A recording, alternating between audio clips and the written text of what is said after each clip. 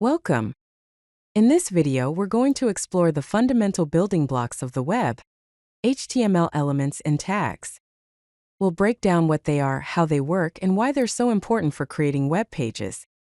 By the end, you'll have a solid understanding of HTML syntax, elements, tags, and attributes, setting you on the path to becoming a proficient web developer.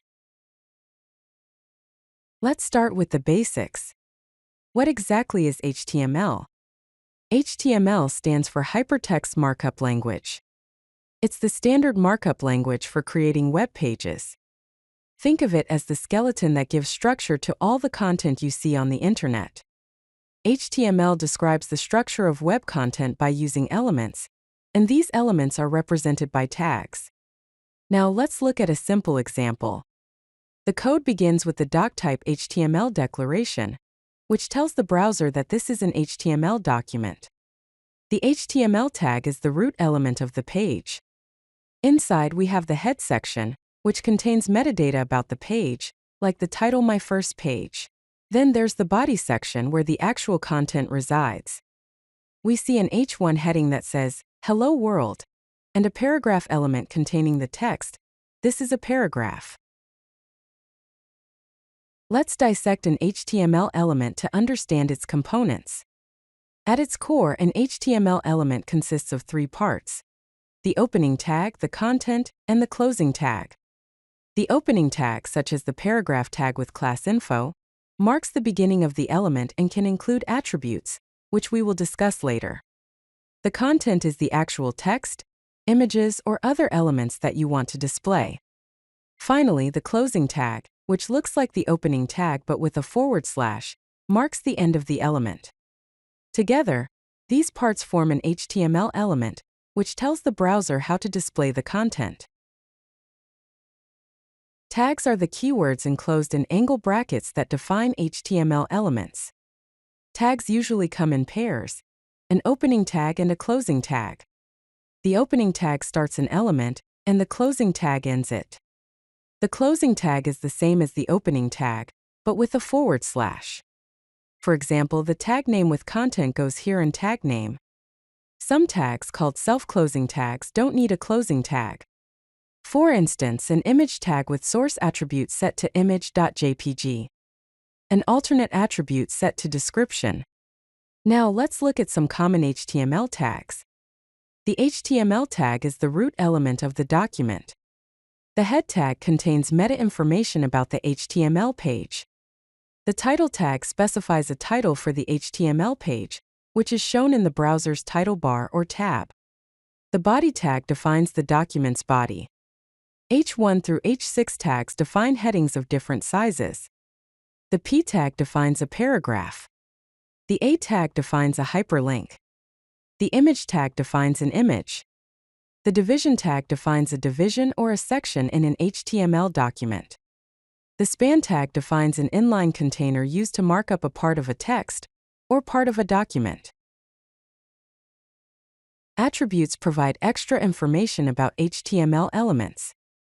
They're always added to the opening tag and usually come in name-value pairs, like name equals value. The tag attribute equals value, content, and closing tag.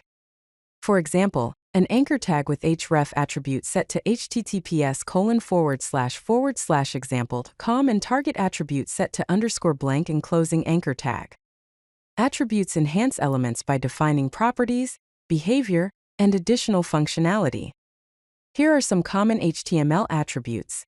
The ID attribute specifies a unique ID for an element, which is used for CSS styling and JavaScript manipulation. The class attribute specifies one or more class names for an element, also used for CSS styling and JavaScript selection. The style attribute specifies inline CSS styles for an element. The SRC attribute specifies the URL of an external resource, like an image or script. The href attribute specifies the URL of a linked resource, like a web page or document. Note that attributes are essential for making elements more functional and interactive. HTML elements can be categorized into block-level and inline elements. Block-level elements start on a new line and take up the full width available. Examples include the div tag, this is a block element enclosing div tag, the p tag, this is another block element enclosing p tag. Common block level elements are the division, paragraph, H1 through H6, unordered list, ordered list, list item, section, article, header, and footer tags. Inline elements, on the other hand, do not start on a new line and only take up as much width as necessary. Examples include the p tag, this is span tag, an inline enclosing span tag element inside a paragraph enclosing p tag. Also the p tag, this is a tag with href equals hash a link enclosing a tag inside text enclosing p tag.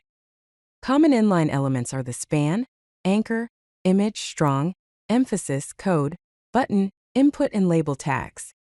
You can change the display behavior of elements using CSS by setting the display property to block or inline.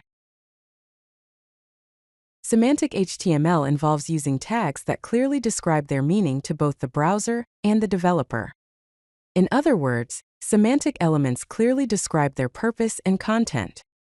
This makes your HTML more accessible for users with disabilities, SEO-friendly for better search engine rankings, and easier to read and maintain for developers.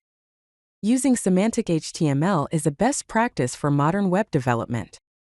Here's an example. Instead of using a non-semantic division tag with class header, you use the semantic header tag. Some common semantic elements are the header, which represents introductory content or a group of navigational aids. The nav tag represents a section of navigation links. The main, section, and article tags represent different levels of content organization. The aside tag represents content tangentially related to the main content, and the footer tag represents a footer for a document or section. Every HTML document follows a basic structure. The root element is the HTML element. Within the HTML element, there are two main sections, the head and the body. The head contains metadata about the document, such as the title, character set, and viewport settings. Inside the head element, there is the title tag that says page title and meta tag for character set and viewport. The body contains the visible content of the page, such as headers, paragraphs, images, and links.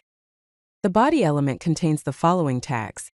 Header tag says site or page header, main tag says main content area, and footer tag says site or page footer. Semantic elements like header, main, and footer help organize the document's content in a meaningful way. To write clean, maintainable, and effective HTML, follow these best practices.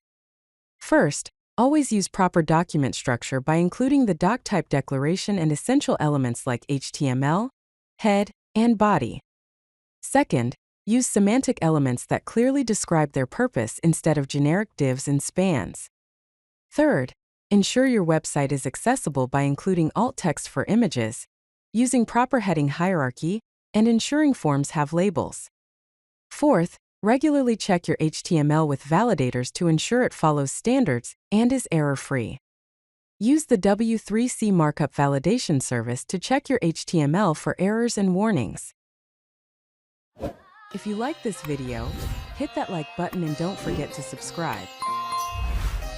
Visit codelucky.com for more such useful content.